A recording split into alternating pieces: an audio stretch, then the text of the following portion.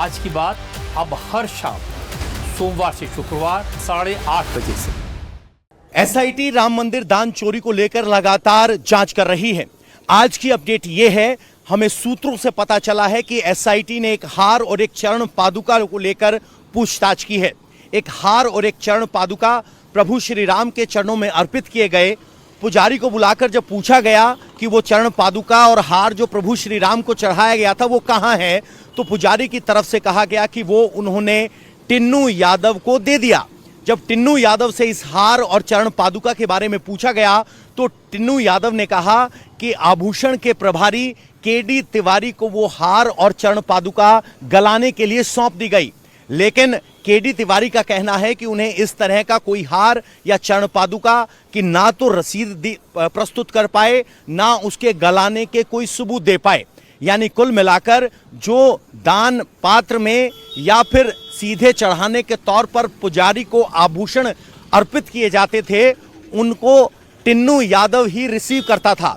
लेकिन केडी तिवारी, जिनके पास आभूषण का रिकॉर्ड रखने की जिम्मेदारी है, वहां से बहुत सारे रिकॉर्ड नहीं मिले हैं। ऐसे में केडी तिवारी और टिन्नू यादव को आमने सामने बैठकर भी सवाल जवाब किए गए हैं। अब जांच का दायरा सिर्फ गिनती करने वाले कर्मचारियों तक सीमित नहीं है, बल्कि इस परिसर में व्यवस्था में लगे वो लोग जो इस सारी व्यवस्थाओं के बीच कड़ी का काम करते हैं, उनसे भी पूछताछ कर रही है। और बड़े स्तर पर क्या प्रोसेस फॉलो किया जाता था उसको लेकर जांच हो रही है। बयान लिए जा रहे हैं, सीसीटीवी फुटेज खंगाले जा रहे हैं और बैंक डिटेल्स की भी जानकारी ली जा रही है। एक सवाल यह भी आया कि अगर कोई भक्त चढ़ाता है तो उसके वजन की, आभूषण के वजन और क्वालिटी की वेरिफिकेशन के लिए क्या कोई प्रोसेस है या नहीं, उसको लेकर भी अभी स्पष्टीकरण मांगा है। यानी एसआईटी सिर्फ कैश चोरी नहीं, पूरे दान के मिलने वाले सामान के प्रोसेस को ऑडिट कर रही है कि कहां प्रोसेस था, कहां लूप था, कहां लूप होल था। और इसी तरह ये एसआईटी अब विस्तृत प्रोसीजर्स को जांच के दायरे में ला चुकी है। तो देखिए, राम मंदिर में चंदा चोरी की एसआईटी जांच हो रही है। राम भक्तों के चढ़ावे की कितनी रकम गायब हो गई, चढ़ावे के कितने आभूषणों की चोरी हुई, इसका खुलासा जल्द ही होगा। लेकिन सवाल यह है कि आखिर ये चोरी हुई कैसे। श्री राम जन्मभूमि निर्माण समिति के अध्यक्ष निपेंद्र मिश्रा कह चुके हैं कि निगरानी में कमी हुई है, दिशा निर्देशों के क्रियान्वयन ठीक से नहीं किए गए और इसलिए चंदा की निगरानी कैसे होती थी, चंदे के पैसों की गिनती का तरीका क्या था, वो अब मैं आपको बताने जा रही हूं। दरअसल राम मंदिर में रोजाना 1 लाख से ज्यादा श्रद्धालु आते थे, रामलला के दर्शन करते हैं। उनके लिए अलग अलग जगहों पर कुल 35 दान पत्र रखे हुए हैं, जिसमें वो पैसे, आभूषण चढ़ाया करते हैं। आम दिनों में रोजाना करीब 8 लाख से 10 लाख रुपए का चढ़ावा आता है, जबकि रामनवमी या खास त्योहारों पर यह 50 लाख से 60 लाख तक पहुंच जाता है। इन चढ़ावों की गिनती राम मंदिर से 200 मीटर की दूरी पर बने तीर्थयात्री सुविधा केंद्र के बेसमेंट में होती है।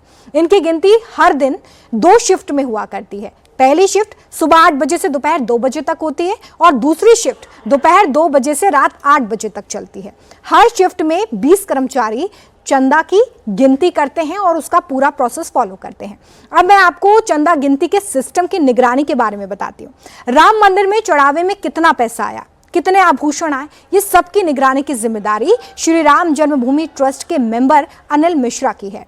जहां पर पैसों की गिनती होती है वहीं पर उनका ऑफिस भी है, जहां वो बैठते हैं। उनके नीचे सुभाष श्रीवास्तव हैं, जो एक रिटायर्ड बैंक कर्मचारी हैं। वो सीधे अनिल मिश्रा को रिपोर्ट करते हैं।